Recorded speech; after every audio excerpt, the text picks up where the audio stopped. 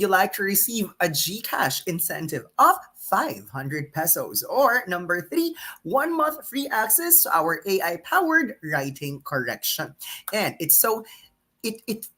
it feels so ecstatic because at the beginning of our Facebook live session now, we have 50 live viewers. So let's encourage you to tag your friends in order for us to have more attendees for tonight, because what we're going to do for tonight is a fun and interactive discussion. So I'd like to introduce you to Coach Brian, who got the perfect 9.0 in all subtests of the IELTS and perfect 90 over 90 in all subtests of PTE. Coach Brian, would you like to greet our live audience for tonight? Certainly, Sir Irvin. Hello, good evening from the Philippines, and good morning or good afternoon, wherever you are in the world. Today, we're going to be doing something really fun and exciting. We're just going to be doing sort of like a Q&A about templates for different exams, such as the IELTS, the OET, and the PTE. And feel free to drop your questions in the comment section as we go along, and we'll do our best to cover everything you need to know about these exams and how to excel in these tests. And we're also going to clarify whether templates do really work in various English exams. So let's make the most out of this session and help you to get a step closer to your goals. So, before we move to the topic, let's take a look at the comments of our live viewers. So, earlier, AMN Healthcare International first asked, where are you watching us from tonight? So, let's take a look at the comments of our live viewers. Now, we have 80 live viewers on Facebook. Beatrice is watching all the way from Kenya. Is it afternoon or early evening in Kenya? So good afternoon or good evening to you, Miss Beatrice. Setharino is watching all the way from the United Arab Emirates. Lei is watching from the Philippines. And we also have audience from Europe. Jayan is based in Finland. Another one based in Asia. Jeannie is watching us all the way from Singapore. And the next few candidates or the next few live viewers are coming from the Philippines. There's Lenny and Hazel. Thank you so much, Lenny, for tagging your friend. And that's what we love about attendees who are responsive and participative. Because remember, we're giving a prize.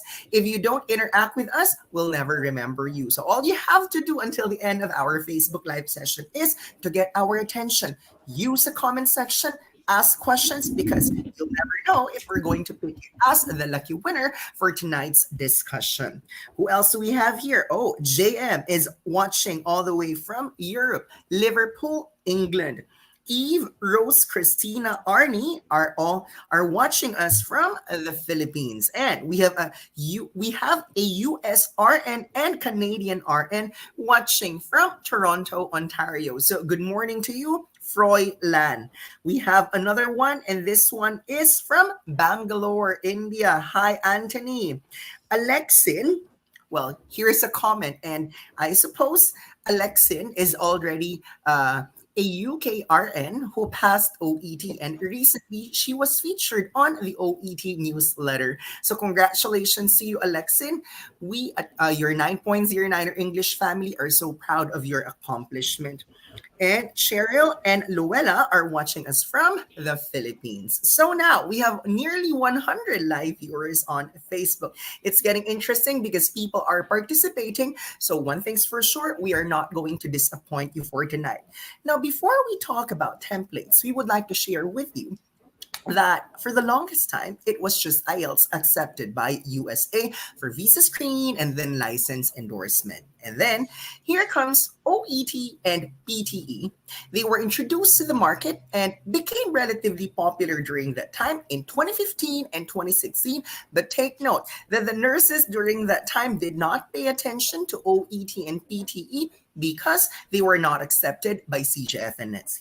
So they gained popularity for the nurses going to the other destinations, namely Australia, UK, and New Zealand.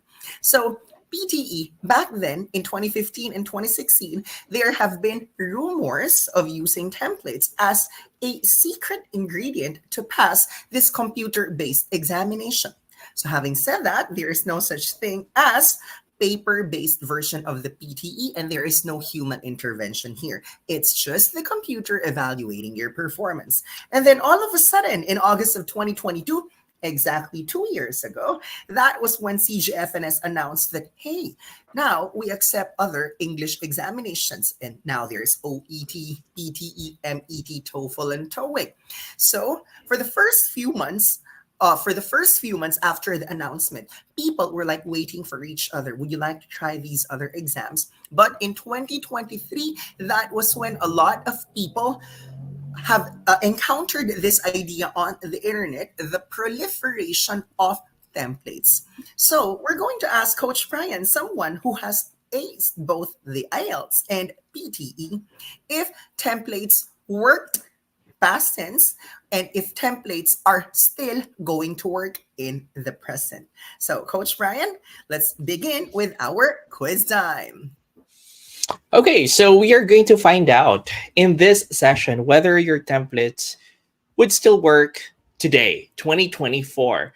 Because one thing is for certain in the past, and I would want to admit this regardless, even if I didn't use templates when I took my actual examination, they did work for a time, especially because the AI system back in 2015 or 2016, when the examinations started rolling in the Philippines, was not yet as advanced as it is now. But we're going to find out now if those templates would still work. But before we get to the PTE, which is a very exciting topic, and I know a lot of you are so interested to know more about the PTE because it's a hot examination right now, let's talk about other English exams as well. Like we have the IELTS and the OET. We're going to start with our quiz time for today, and I want everyone to participate because this is going to be really fun and also informative at the same time. So let's get started with our part one question. Okay, so here is the question. It's just so easy. Yes or no? Templates in IELTS writing task 2 lead to predictable and generic responses. Will it lead to a generic or, predictable response if you're using templates on the IELTS? What do you think? Is it a yes or a no? Guys, this is a question, so all you have to do is to use the comment section. Let us know if your answer is yes. Let us know if your answer is no. Remember that we're giving a prize towards the end of our Facebook Live session. And so the only way to get our attention is to respond to the questions that we are going to ask. And we're going to announce the lucky winner before the end of our Facebook Live session. So let's take a look at the first few responses. Alicia, Eve, Froilan, Renner, Chubanes, and is all mentioned yes. But let's ask Sir Brian, what is the implication of, or what are the implications of templates in IELTS writing task 2, known as essay writing? That's a very interesting question, sir. And I think most candidates or most of the students here got the answer right. It's yes. The implication of using templates in IELTS writing task 2 is that you're unoriginal, that you're unable to create your own sentences, and that you're not able to write anything authentic. And it only means to say, it implicates that your level of language ability is so limited.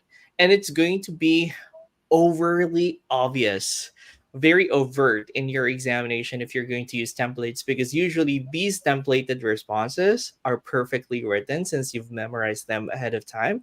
And when you insert them into your otherwise imperfect essay, it will look out of place, not only in terms of the logic, but also in terms of the grammar aspect. And examiners will easily be able to spot that, oh, this is not original, and this is definitely going to lead to a lower mark.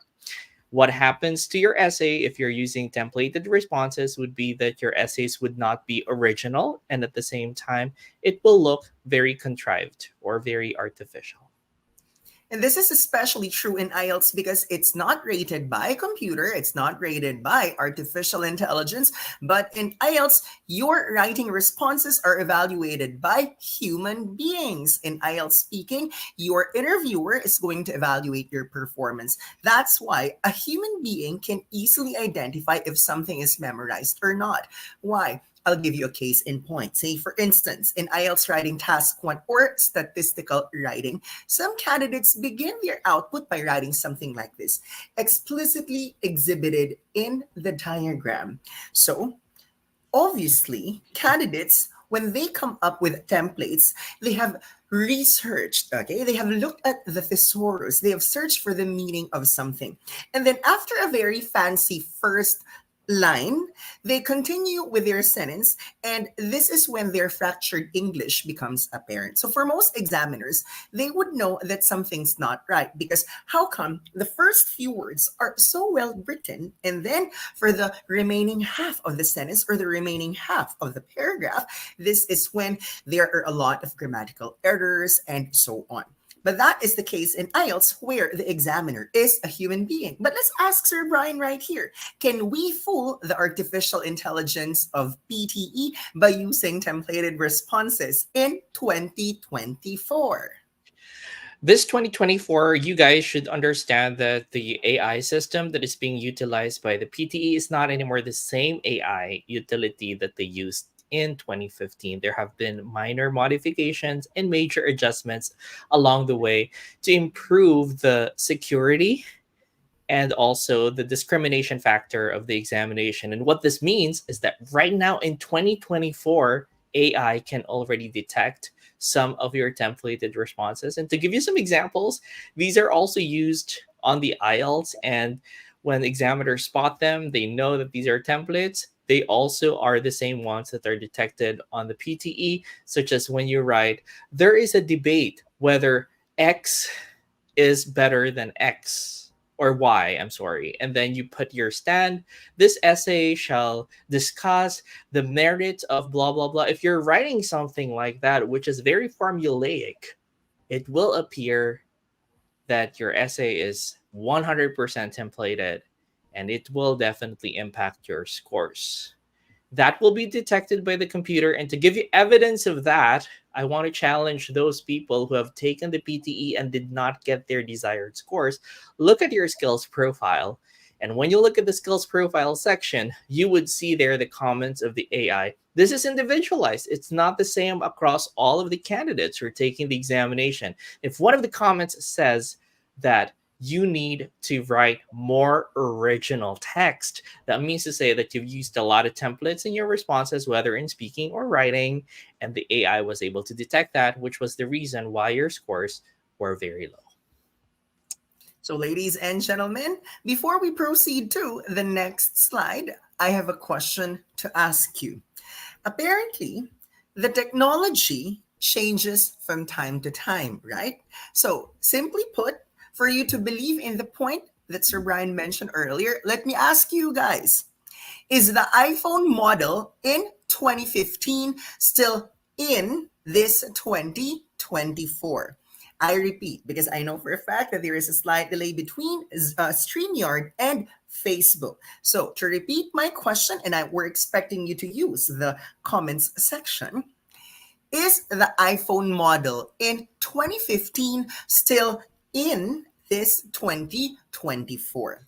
Let's wait for our live viewers to respond. There are 113 of them.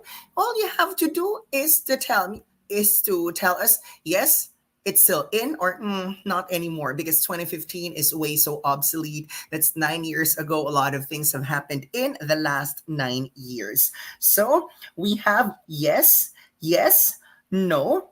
Okay, yes. This is some sort of mixed responses, perhaps not the kind of response, the homogeneous response that we were expecting. Let's clarify, okay? So the iPhone used in 2015 is still, or depending on how you used your iPhone, can still be functional in 2024. But remember that your iPhone needs what? iOS update.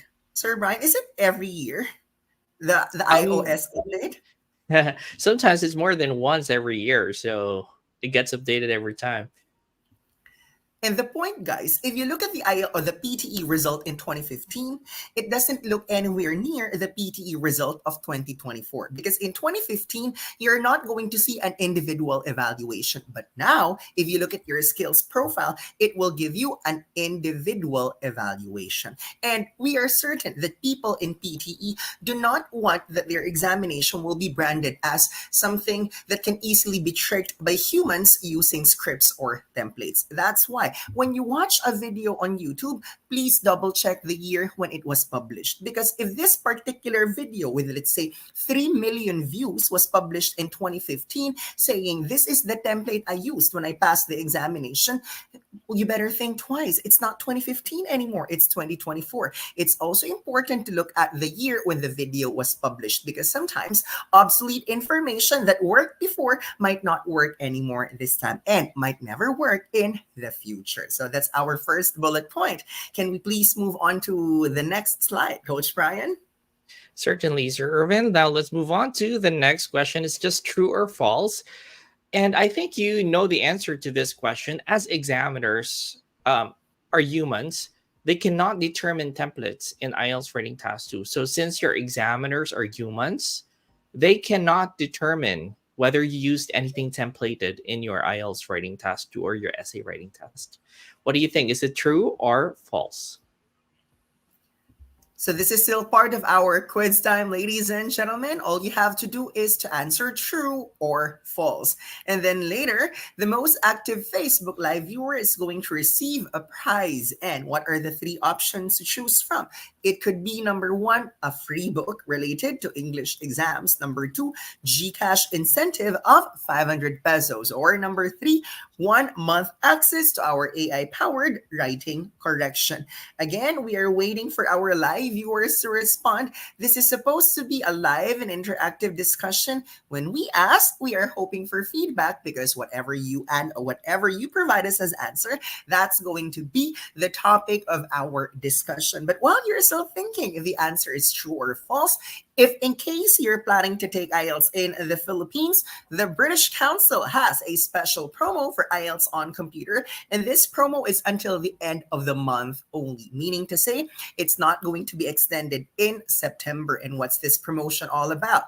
The regular cost of the IELTS examination is 12,720 pesos, but the ongoing promotion of the British Council combined with the ongoing promotion of 9.09er will allow you to take the IELTS test in the Philippines for IELTS on computer for only 11,225 pesos. Wow, that's 1,500 pesos. Huge savings and something that I've never encountered in my last 18 years of teaching in this industry, which means to say this does not happen very often. So please email exams@nineronlinereview.com, or you may send me a personal message. That's Irvin Neil Temporal on Facebook or 9.09er English for you to know the mechanics on how you can enjoy the discounted price of the IELTS on computer test in the Philippines. However, if you are the kind of person who is leaning towards PTE because you have heard that 90% of your friends passed PTE,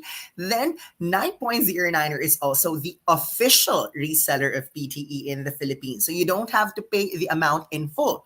Good news, you don't need a credit card to avail the discount of Niner. And number two, you don't have to worry about the conversion exchange rate and so on. All you have to do is to settle the discounted examination fee of 12,750 pesos, and voila, we'll do the work for you. We'll register you for any PTE examination in any PTE testing center in the Philippines. So I guess some of them have responded already, and let's see.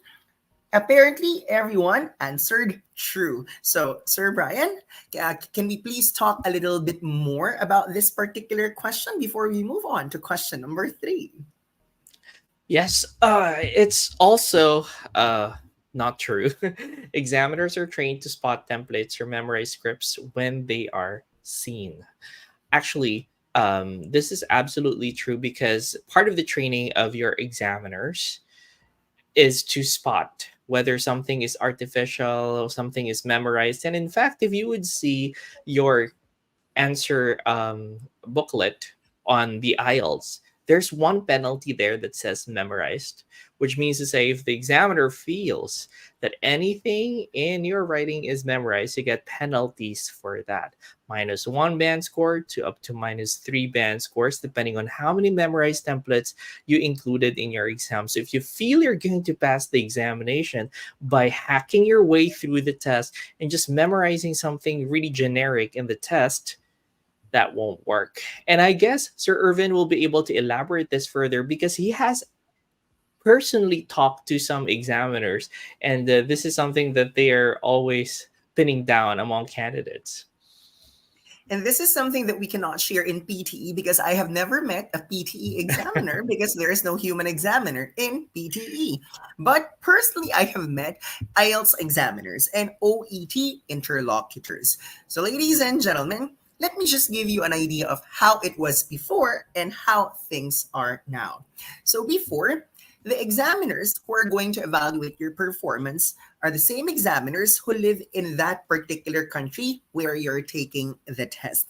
And that changed during the pandemic because right now your writing responses are not checked in the country where you took the examination, and your speaking examiner is not necessarily based in the country where you are taking the test right now.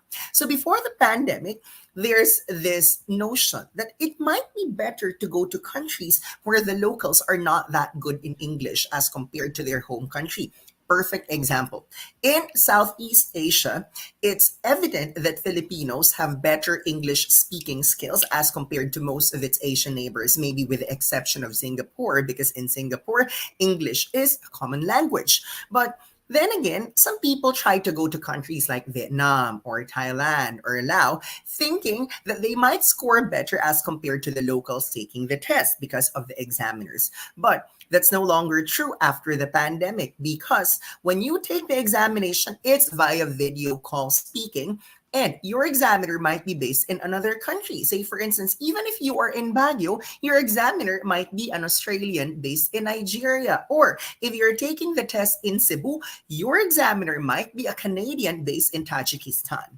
The point being, you don't have to travel all the way to a different destination just to take the examination in a country where you think that your English is better than the locals. Now imagine, what if you spent money all the way going to Vietnam, and when you went there, you were so surprised that your speaking examiner is apparently a Filipino based in the Philippines, because yes, there are also a lot of Filipino examiners. Or what about the writing subtest? Did you know that right now there is a pool of examiners based in Britain if you're taking the test with British Council, or there is a pool of examiners based in Melbourne, Victoria, Australia if you're taking the test with IDP. So we have what we call global examiners now. And mind you, before the pandemic, there were roughly 30 examiners in the Philippines, and I'm happy to share with you that I've actually met more than 15 of them. And during my private conversation with them, this is how Filipinos are known internationally. They would automatically know if the candidate is from the Philippines because candidates from the Philippines either use templated responses or always use the Philippines as the example in their output. Moving forward, try to look at the world from a wider perspective, because apparently the world does not revolve around the Philippines, so we cannot always write Philippines as the example. More so, international examiners already know the pattern or the formula of Filipino candidates taking the test. So it's best that you do away with the kinds of templates that you typically see, say for instance, on TikTok, or the ones that you have watched on YouTube. So we hope that moving forward, you have to be careful when you're using templates. This is not to say that you are not going to pass at all if you're going to use a template, but you have to be smarter than the AI, or you have to be smarter than the examiner. Do not do anything that's going to pull you down. So, Coach Brian, what's our next item for our quiz time? Let's move on to part two of our quiz. So now let's head on to question, what's number 3? Yeah. How can the overuse and templates in IELTS speaking impact your performance? So first option, it makes your speech natural. This is for the speaking, huh? Right. Letter B, it increases the variety of vocabulary used. Letter C, it can make your responses sound rehearsed. Or letter D, it ensures grammatical accuracy. Guys, so apparently this is a multiple choice question. Is it choose one correct answer, Sir Brian, or choose the best answer? Yeah, choose the best answer, just one answer. So guys, you already have 20%, 25% chance of getting the correct answer because we're looking for the best option and we have four options. So the first few who answered, all of them chose letter C. And what's letter C? It can make your responses sound rehearsed. So, Sir Brian, what's the correct answer for question number three? You're absolutely correct. It makes you sound very rehearsed. It's really very weird because when I go to TikTok or social media or when I go to YouTube, there are a lot of videos there that are practice videos in which you're going to answer questions, but the answers are fed to you. And it's kind of strange because sometimes those answers cannot actually relate to your own life or will not be relevant to you at all. But you still need to read them confidently because they are assumed to be excellent or top rating answers to those questions. And that is already in itself a sort of a template for the speaking examination, which I think many of you should avoid because certainly examiners will be able to figure out that you just memorized that answer because it's not personally yours. And if the examiners ask you follow up questions regarding your responses, certainly you will flub and you would not be able to answer those questions because you don't really know those answers at all, or you're not able to connect to those answers on a personal level at all. So I think that's not the best way and the best approach to practice for the speaking exam. And rather, and Sir Irvin would discuss this so thoroughly, it's best to actually have coaches who would teach you how to answer questions properly and not teach you how to memorize answers. That is 100% true, especially in the IELTS where there is a possibility of follow up questions. In other English examinations like the MET or the Michigan English Test, which is also, by the way, accepted by CJFNS and Joseph Silney for visa screen, and for most states for license endorsement, there are no follow up questions. So in MET, you just see the questions appear on screen and then you're given time to respond to these questions. But the questions are prepared ahead of time, so for sure there are no follow-up questions based on your responses. But in IELTS, you have a human interviewer who's going to ask you roughly 9 questions for task 1, one main question for task 2, and 3 to 5 follow-up questions in task 3, which means to say if you deliver something which is not really the kind of answer that you have in mind because it's just an answer that you have encountered from a YouTuber or a TikToker with, let's say, 1 million followers, then perhaps this is an answer imposed on you. This is not the answer that comes from your heart. So if there are follow-up questions related to that particular answer of yours, then you might be having a difficult time to nail it all the way until the end because you just adopted the answer of someone else. So the next time before you believe in something, say for instance the use of templates, you have to double check first the format of the examination. So this is why instead of us feeding you with templates, we are encouraging you to maximize the daily one-on-one coaching. Praise God because AMN Healthcare International sponsors the review for the qualified nurses. So you don't have to think about paying a single centavo for your English examination preparation. AMN Healthcare International understands the importance of daily one-on-one coaching. That is why all the nurses sponsored by AMN are entitled to daily one-on-one coaching with our coaches. You talk to a human being who knows the expectations of what's happening in the actual exam because our coaches have all passed the examination. What we are going to provide you is the environment in the actual examination. So come the time you take the test, you are no longer nervous, you feel confident because you have encountered several simulations like that prior to the actual examination. But guys, of course, we need to work together. We at Niner, we offer daily one-on-one coaching, but it's up to you to maximize this offer. And be thankful that AMN gave you this free review. So all you have to do is to play the part, and that's to book for a coaching slot every single day. So for our coaching slots, we are operational around the clock. All you have to do is to go to our mobile app and then choose your preferred time slot in order for the coach to ask you questions. And then after the speaking coaching, you're going to talk about what happened during your one-on-one coaching, where you're going to identify points for improvement, and ultimately you're going to wait for the go signal that the coach is going to give you before you decide to register for the examination. Okay, do we have more items for our quiz, Sir Brian? Certainly, we do have some items for the OET for some of our candidates here or our attendees who are taking this examination.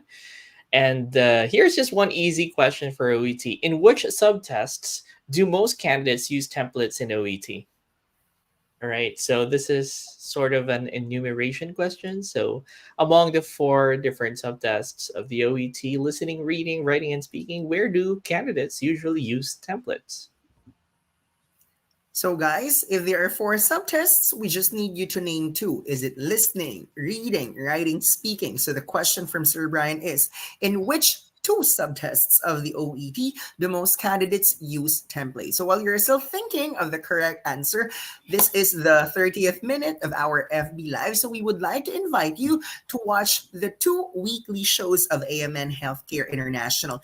Every Monday at 9 p.m., it's AMN Academy, where the partner review centers of AMN Healthcare International give you free lessons. So every first and third Monday of the month, it's time for our NCLEX Review Center partners to talk about the next generation NCLEX. There's Aspire RN and iPass processing. But every second and fourth Monday of the month, it's the turn of 9.09er English to talk about hot topics in IELTS, PTE, and OET. And then every Friday, do not forget Onwards and Upwards show. This is the weekly talk show of AMN tackling everything that you need to know, everything that you need to do and you need to know for your US application. So let's take a look at the responses of our viewers, and apparently almost everyone got it right. And where in which subtests, it's typically speaking and writing. So in listening and reading, apparently, the answers can be found in the passage or mentioned by the speakers in the recording. So, most of the time, you only need a word or two words or a very short phrase for an answer. But in productive skills like writing and speaking, where you're asked to produce content, this is when most candidates use templates. So, let's talk about the nature of OET speaking. It's a role play. You play the role of a nurse, and the interlocutor is the patient. So, Coach Brian, how can candidates possibly use templates in OET speaking? Oh, that is a very interesting question and something that I really want to answer because a lot of candidates feel that when they're talking and they have rehearsed something, it is never going to be considered a template in the test. But you're going to actually be spotted by your examiner if you're saying something, you're saying something that is irrelevant or probably unnecessary or even so far-fetched that it's not anymore linked to the topic that you received or to the situation that you're given. Note that the speaking examination of the OET is going to be a role play, and sometimes you start off with something so templated, something that you have already practiced so many times, but the situation doesn't call for that introduction. To give you an example, for instance, you're having a conversation in the community health center and you went on and said, "Good afternoon, I'm your nurse today. My name is Brian, and it seems that you have some problems. How are you feeling today?" Like, you don't even know that person because usually in a community health center, it's your first encounter with a patient, and you wouldn't actually go and visit your patients in the community health center. Instead, they're the ones coming to you. So instead, you would want to use a different introduction. Probably you could go and say, "Good afternoon, my name is Brian, I'm one of the community health nurses here, how can I help you?" That is an a more appropriate way of starting it rather than saying how are you feeling today, which is usually how most candidates would start. And I'm not saying it's wrong, but there are certain instances when you can use this introduction, and not all the time will you be able to use them. So you have to be very cautious about that. Or sometimes your therapeutic communication is already so templated that you're using rehearsed scripts in order to communicate with your patient when they're not appropriate. For instance, the patient just said, "How many times do I need to take this medication?" You go about and talk to your interlocutor like this.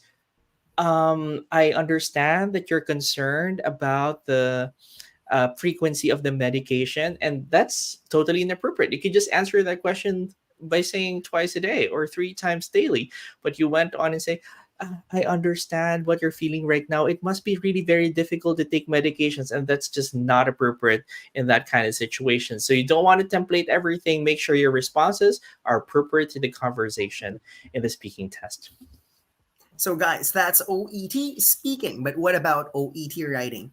For IELTS and PTE, writing to a certain extent has the same nature, and that's essay writing. But for OET, you're not going to be asked your opinions. Instead, what are you going to write? Typically, a referral letter. So, say for instance, one healthcare professional is going to write an endorsement letter uh, to be given to another healthcare professional where a specific patient is being endorsed. So if you're going to look at the format of this one, this is prone to templates. It's just that what you need to know for OET writing case notes, you're provided with so many details, like 2 pages, and you are on your own to discern which information to include as part of the actual OET letter and which details to remove.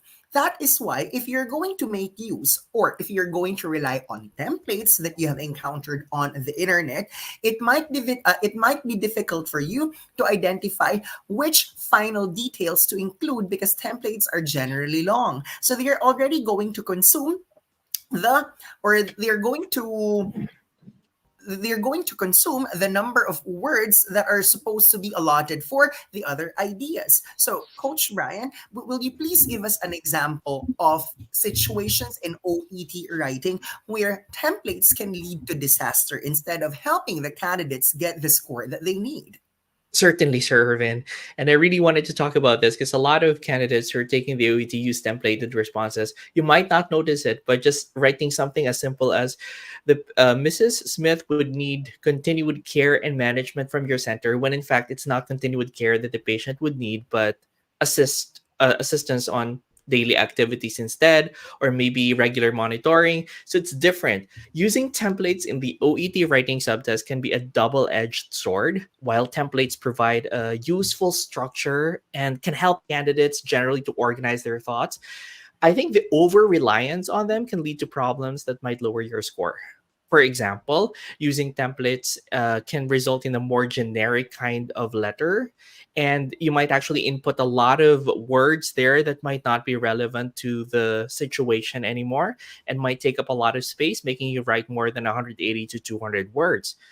Additionally, rigidly sticking to a template may cause the candidate to miss critical tasks, such as the content side or the conciseness and clarity side, or maybe the organization and layout side. It might sound a little bit off when the examiners read your paper, and this can impact your score greatly. And this can be particularly problematic as the OET tries to assess whether you have the ability to structure a response in the healthcare setting effectively, and you're not able to do that because you're writing something muddled, full of a lot of templates that are unnecessary to the letter that you're writing and to the recipient of your letter.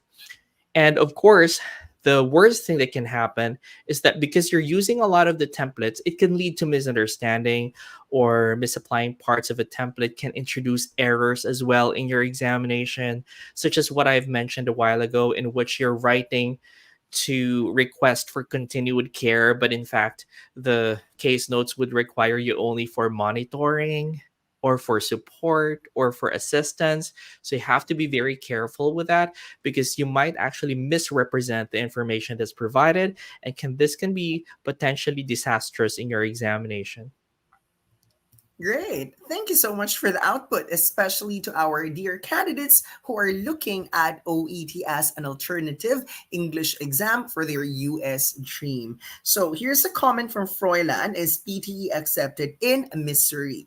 Recently, a lot of our TOEFL and TOEIC enrollees are actually going to Missouri. And according to them, well, this is as of August 2024. For Missouri, it's IELTS, TOEFL, or TOEIC. You can correct me if I'm wrong, but you can also double check this with iPass Processing or with AMN Healthcare International, who have a comprehensive list of the English examinations accepted per state. But if we're going to look at the data of 9.09er English reviewees recently, a lot of our TOEFL and TOEIC enrollees are going to Missouri. So chances are these are the three examinations accepted in Missouri for license by examination: TOEFL, TOEIC, and the IELTS. One more question. Yes. One final question. I think we have answered this, but is it a good idea to use templates in PTE to improve your writing efficiency? True or false? For our last chance to win the special prize that we're going to be giving away by the end of our Facebook live session. We still have close to 90 live viewers right now. True or false? Wow. It is a good idea to use templates in PTE to improve a candidate's writing efficiency. So Alicia said true. Adrian, true. What about the others? We have 80 live viewers. Maybe the others are still typing, but well, Luella is the third one to say it's true. Ryan, the fourth one, true. So while they are, well, they have their own opinions. What is the correct answer, Sir Brian? The answer is false. Templates are discouraged as they are recognized by the AI. Responses are compared across, and this is something that we've just recently learned. Oh my goodness. We just attended the seminar that was hosted by the PTE, and they invited the experts over. And in the seminar, we were informed that right now AI is comparing your answers across millions of other previously scored essays. And if there's a very close match, that can indicate that you used something unoriginal or something that is templated, it's going to heavily penalize your score. So, in that regard, I feel using templates in the PTE can significantly hinder your performance. The test's automated scoring system is designed to detect repetitive patterns and might even penalize your responses that lack originality. And templates often result in something very generic, and it fails to fully address the very specific requirements of each task, which is something that you will learn along the way when you study with 9.09er. And it limits your opportunity to really demonstrate the comprehensive language proficiency that you have. So I do not suggest relying solely or heavily on templates, as this can definitely impact the natural flow of your speech or your fluency and your pronunciation as well. Or you might actually come into a point when you can't talk anymore because you've forgotten a few of the words that you've memorized. So to achieve the best possible score on the PTE, it is advisable to approach each prompt with a tailored, kind of flexible response that accurately showcases your language abilities. And guys, I'll give you three perfect examples where AI can identify something as templated or not. Let's begin with Facebook. This is the perfect example because did you know that right now it's not a human being restricting and unpublishing pages, but it's actually AI. So if the computer notices that you keep on posting exactly the same comment more than 5 times and in just a short span of time, like you you have written or pasted that exact the same that exact comment in the last few minutes and you shared it like 10 times, you will automatically be restricted, because remember, it's the computer that can identify something that is memorized beforehand. Or number two, what about the case of SOP, statement of purpose, writing for student visa application? It's actually an AI that is being used by some of the visa officers to determine if something is plagiarized or not. And if the AI can find that whatever you have written is something that has been used before, then it's going to be a demerit or a deduction on your part. Now, I'm going to give you another example. Did you know that in certain areas, when you apply for a job, I'm sorry, but it's no longer a human being that is being tasked to identify the candidates who are up for interview, but now it's the AI that does the pre-screening. So you cannot trick AI with something that's memorized or also equally generated by AI. Meaning to say, you have to be smarter than the AI, because remember, you cannot argue with AI because the AI has no feelings. All that it's going to do is to compare your output with the ones that came before you. And Sir Brian, I think I asked this question recently in our group chat. What's that kind of question that PTE is including in the examination right now, but is actually not being graded, but it's just there to train the AI? Yeah, we have a couple of types of questions right now that are called experimental questions. So these questions are not going to be graded yet. They are just part of the survey or the research of PTE. And they're totally not scored in the examination, although a lot of candidates are kind of blaming them. And they're telling us that that's the reason why they didn't get a good score, but that's absolutely untrue. It's probably more closely related to the templates you're using rather than the new questions. So the new PTE academic trial questions are sometimes randomly assigned to you. They're not always there. There are instances when you take the examination, you get all of the five different questions for the speaking examination without any of the trial questions. But there are also some instances when you receive trial questions in your examinations, you have to prepare for them as well. The advice that we give to candidates who receive trial questions is to still attempt them in the best way they can. They don't need to be perfect when answering those trial questions, but try to attempt them anyway, because it can catch you off guard. If, for example, you didn't work on them and then all of a sudden you skip that item only to find out that you've skipped an essential item on your test, and that can really affect your test score. Um, so, yeah, make sure that you still try your best to answer the trial questions in the best possible way you can. They will not be graded anyway, so don't worry about providing a response that is super polished. That's not part of the score that you're going to be receiving in the examination. And to clarify, what are the questions that are asked for PTE academic candidates that are supposed to be trial questions? The first one is respond to a situation. And in this kind of question, you will be listening and you will be reading a description to a situation, and you're going to be providing a response. And then there's also what we call summarized group discussion. Kind of difficult, actually, sort of like retell lecture, but it's a group discussion, not just one person talking.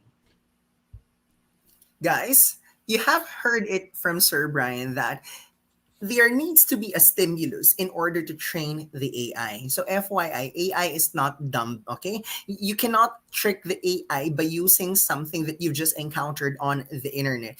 Actually, these TikTokers, these YouTubers or vloggers should be so happy that a lot of people are watching their videos. They make money out of the videos, but these are the same people who fail in the examination because they accidentally used the templates. They unintentionally used the templates. So people must not make money out of videos only at the expense of other people. So if you are truly concerned about the welfare of these candidates taking the examination, then you need to stop promoting the use of specific specific templates, because that's what PTE is doing. There are new trial questions being incorporated that is to train the AI such that eventually, when they become actual part of the PTE, the AI has already what? Millions of responses across the globe that it's going to use as basis in grading you this time. So, we have reached the last question, I suppose. Let's take a look at the question of Luella right here. Let's answer this question. And then we're going to identify the winner for tonight. So first, let me read the question of Luella. Good evening. What if you run out of ideas given the limited time? What's the best backup plan? So I'm not really sure if this one pertains to limited time in the actual examination, like if there is mental block, or limited time during the course of the preparation that you really did not have the entire 3 months to prepare for an English examination. But what if this pertains to mental block in the actual examination? I am a human being. At times, I'm also nervous, and you'll also notice that sometimes when I'm talking, there are instances when I'm stuttering, and that's because I have mental block too. Coach Brian, right here, even if he got the perfect 9.0 in IELTS speaking and perfect 90 over 90 in PTE speaking, there are also times when he has to pause and think of the right word to use. So mental block, it's not something which only the other examinees feel or encounter in the actual examination. Every human being is what likely to encounter mental block at least once in his or her lifetime. So, Sir Brian, what do you usually do when you have this mental block? Oh, sorry, sir. I was disconnected a little, a bit. That's fine. Sorry. So, yeah, the question is, what do you usually do when you encounter mental block? Okay, I'll talk about this from my own examinations perspective because when I got a band 9 on the IELTS, a lot of people thought that I did the test so flawlessly. But there was one instance when I was asked a question that I didn't know the answer for because that is a question that I don't have any knowledge about in the first place. So I had to stop, pause, and think for a while before I answered that question. And there was a significant pause right there.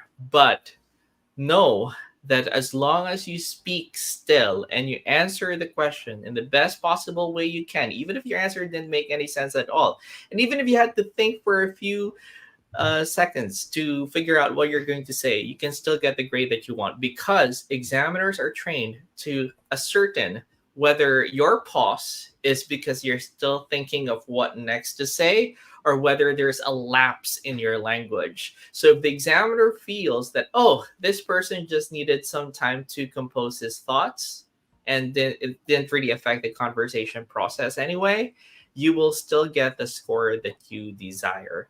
But if it's probably a pause because you lack the language, you're thinking of what word to say, or maybe your grammar is a little bit broken and you had to kind of fix it first before starting to speak, then the examiner is also trained to detect that.